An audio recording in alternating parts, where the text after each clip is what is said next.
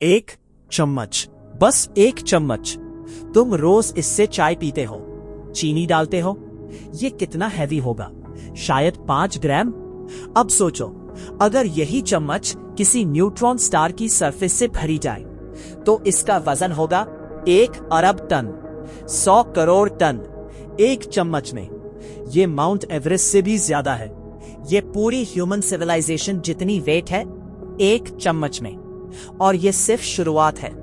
आज हम बात करेंगे यूनिवर्स के सबसे एक्सट्रीम ऑब्जेक्ट्स की, जो ब्लैक होल नहीं है, जो नॉर्मल स्टार्स नहीं है। ये है न्यूट्रॉन स्टार्स। और ये इतने इंसेन है कि ब्लैक होल इनके सामने ऑलमोस्ट बोरिंग लगेगा। तो आखिर न्यूट्रॉन स्टार के अंदर क्या होता है? वे इतने घने कैसे बनते हैं? और क्या होगा अगर किसी तरह हम इनके पास पहुंच जाएं? ये है व्योम विज्ञान और हम जानेंगे न्यूट्रॉन स्टार के बारे में। पहले समझते हैं न्यूट्रॉन स्टार आता कहां से है। याद करो ब्लैक होल वाली वीडियो। एक बड़ा तारा जब मरता है तो एक सुपरनोवा एक्सप्लोजन होता है। अगर वो तारा बहुत बहुत बड़ा था तो ग्रेविटी इतनी पावरफुल होती है कि वो कंप्लीटली कोलैप्स होकर ब्लैक होल बन जाता है।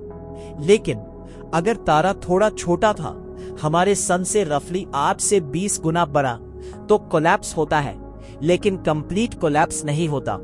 एक पॉइंट पर क्वांटम फिजिक्स बीच में आ जाती है। न्यूट्रॉन्स एक दूसरे के खिलाफ पुश करते हैं इतने फोर्स से कि ग्रेविटी को रोक देते हैं, और जो बचता है वो है एक न्यूट्रॉन स्टार। ब्लैक होल बनने से एक कदम पहले रुकी हुई क्रिएशन। हमारा सन व्यास है रफली 1400 लाख किलोमीटर। वो न्यूट्रॉन स्टार जो उस सन से बड़े तारे के कोलैप्स से बना, उसका व्यास है 20 किलोमीटर। दिल्ली के कनॉट प्लेस से लेकर गुड़गांव बॉर्डर तक उतना बड़ा, एक पूरा शहर जितने एरिया में एक ऐसा ऑब्जेक्ट है जो हमारे सन से 1.5 गुना ज्यादा मैसिव है। हमारे सन से 1.5 गुना ज्यादा मैस 20 किलोमीटर के स्फेयर में।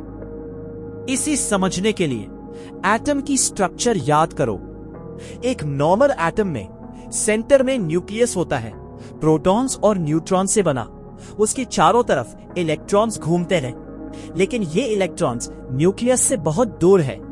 एक एटम का 99.999999% हिस्सा खाली है। तुम, मैं, ये टेबल, ये फोन, सब मोस्टली खाली स्पेस हैं। न्यूट्रॉन स्टार में सुपरनोवा की ग्रेविटी इतनी एक्सट्रीम होती है कि इलेक्ट्रॉन्स और प्रोटॉन्स आपस में क्रश हो जाते हैं, मर्ज हो जाते हैं, न्यूट्रॉन्स बन जाते हैं, और वो सारी खाली स्पेस एलिमिनेट हो जाती है। बिल्कुल packed, atom to atom, neutron to neutron, कोई गैप नहीं। जैसे तुमने एक पूरी रेत की बीच को एक मुट्ठी में कंप्रेस कर दिया। इसीलिए एक चम्मच न्यूट्रॉन स्टार मटेरियल 1 अरब टन। अब बात करते हैं ग्रेविटी की। न्यूट्रॉन स्टार की सरफेस पर ग्रेविटी होती है हमारी अर्थ से 200 अरब गुना ज्यादा। अगर तुम किसी तरह न्यूट्रॉन स्टार की सरफेस पर खड़े हो जाओ, अगर अर्थ पर तुम 60 केजी हो, न्यूट्रॉन स्टार पर तुम्हारा वजन होगा 12 अरब किलोग्राम। लेकिन ये मैटर नहीं करता, क्योंकि उससे पहले ही टाइडल फोर्सेस तुम्हें सब एटॉमिक पार्टिकल्स में तोड़ देंगी। तुम सरफेस तक पहुंच ही नहीं सकते, और अगर किसी मिरेकल से पहुंच भी जाओ तो सरफेस से 1 मीटर ऊपर कूदने के लिए तुम्हें 1 मिलियन किलोमीटर पर आवर की स्पीड चाहिए होगी। अब एक और प्रॉपर्टी जो दिमाग हिला देगी, रोटेशन। जब एक बड़ा तारा कोलैप्स होकर न्यूट्रॉन स्टार बनता है, याद है वो एंगुलर मोमेंटम कंजर्वेशन वाली बात? सोलर सिस्टम फॉर्मेशन में फिगर स्केटर, हाथ खींचो, तेज घूमो। एक स्टार जो करोड़ों किलोमीटर बड़ा था, वो 20 किलोमीटर में सिकुड़ गया। मतलब उसकी रोटेशन स्पीड एस्ट्रोनॉमिकली बढ़ गई। कुछ न्यूट्रॉन स्टार्स रोटेट करते हैं 1 सेकंड में 700 बार। 700 बार 1 सेकंड में। तुम्हारे सीलिंग फैन की फास्टेस्ट सेटिंग पर शायद 5-6 रोटेशंस पर सेकंड। ये न्यूट्रॉन स्टार 700। और जब ये तेज रोटेट करते हैं, इनके मैग्नेटिक पोल से रेडिएशन बीम्स निकलती हैं, जैसे एक लाइट हाउस। जब ये बीम हमारी तरफ आती है, हम डिटेक्ट करते हैं एक पल्स। इसीलिए इन्हें कहते हैं पल्सार्स। और ये पल्सार्स इतने रेगुलर हैं, इतने प्रिसाइज कि साइंटिस्ट्स इन्हें कॉस्मिक क्लॉक्स की तरह यूज करते हैं। इतने एक्यूरेट कि एटॉमिक क्लॉक्स भी इनसे मैच नहीं कर पाते। यूनिवर्स के सबसे प्रिसाइज टाइम कीपर्स, और वो है मरे हुए तारों के बचे हुए कोर्स। टेम्परेचर।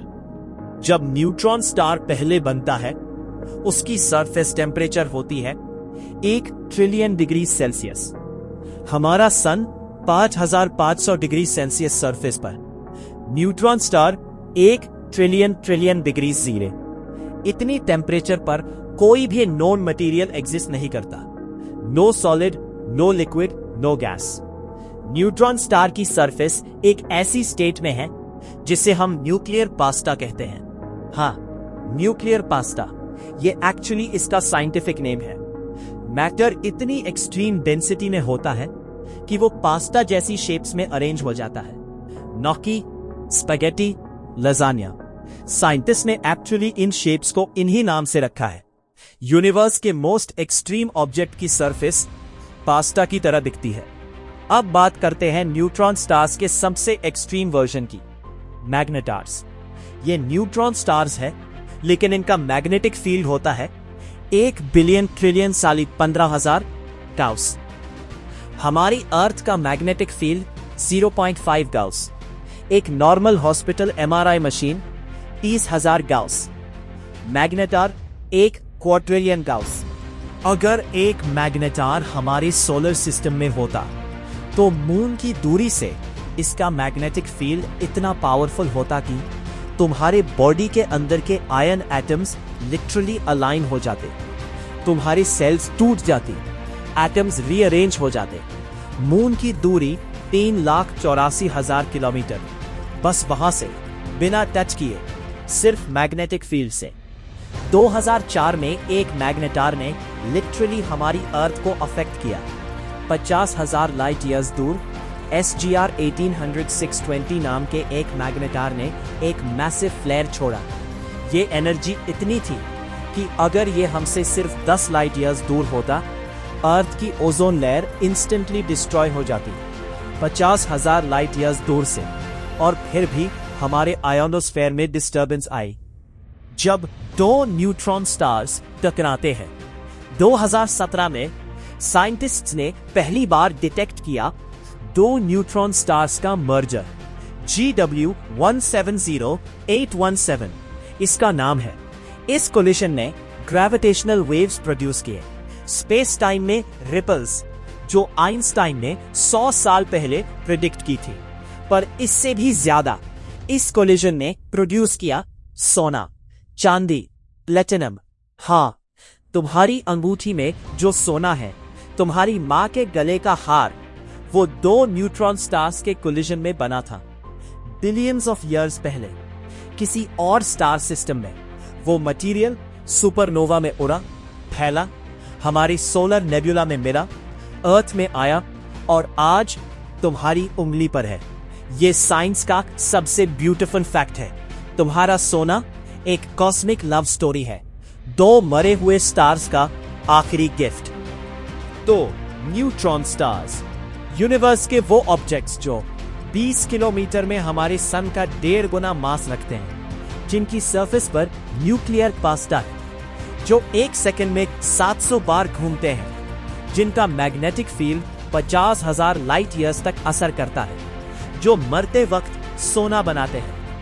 ब्लैक होल्स को हम यूनिवर्स का सबसे एक्सट्रीम ऑब्जेक्ट मानते हैं, लेकिन न्यूट्रॉन स्टार्स वो है जो ब्लैक होल बनने से 1 कदम पहले रुक गए, और उस 1 कदम की दूरी में वो इतना कुछ पैक कर लेते हैं कि यूनिवर्स को एक्सप्लेन करने के लिए हमें नई फिजिक्स चाहिए, और वो फिजिक्स अभी लिखी जा रही है। न्यूट्रॉन स्टार्स हमें दिखाते हैं कि प्रकृति कितनी एक्सट्रीम हो सकती है। एक तारे की मृत्यु से जन्मी यह छोटी सी वस्तु इतनी शक्तिशाली हो सकती है कि उसकी ग्रेविटी, मैग्नेटिज्म और डेंसिटी हमारी कल्पना की सीमाओं को तोड़ देती है। लेकिन शायद सबसे हैरान करने वाली बात यह है कि न्यूट्रॉन स्टार्स हमें ब्रह्मांड की और भी रहस्यमय चीजों तक ले जाते हैं, क्योंकि जब हम ग्रेविटी को उसकी चरम सीमा पर देखते हैं तो फिजिक्स ऐसे सवाल पूछना शुरू कर देती है जिनके जवाब आज भी हमारे पास नहीं है। न्यूट्रॉन स्टार्स के बाद हमारी यात्रा ब्लैक होल्स तक पहुंचती है, लेकिन क्या ग्रेविटी केवल चीजों को निगलती है या वह स्पेस टाइम को मोड़ भी सकती है? क्या ब्रह्मांड में वास्तव में वर्म होल्स मौजूद हो सकते हैं, ऐसे कॉस्मिक शॉर्टकट्स जो लाखों प्रकाश वर्ष की दूरी को कुछ ही पलों में पार करा दे? और अगर वर्म होल्स सच है तो क्या वे हमें किसी दूसरी गैलेक्सी या शायद किसी दूसरी यूनिवर्स तक ले जा सकते हैं? लेकिन यह सवाल होगा हमारे अगले व्योम विज्ञान का। और ऐसे ही मजेदार वीडियो के लिए लाइक और सब्सक्राइब करें।